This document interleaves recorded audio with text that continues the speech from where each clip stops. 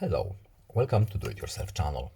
Today I will show you where to find the option and how to turn on Smart Suggestions option or function in Samsung Galaxy S22.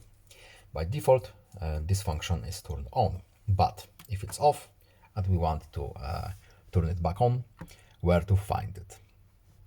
So, settings, of course, then we are looking for advanced features here, and here we have Smart Suggestions. So, what does it do? Get suggestions for useful information such as calendar events and messages to send based on your use of your phone, etc., etc., etc. Smart Suggestions. So, we can turn it on from here, and now this function is back on as it was by default. I hope this video was helpful to you. Please leave a like and subscribe. Have a nice day and see you in the next video.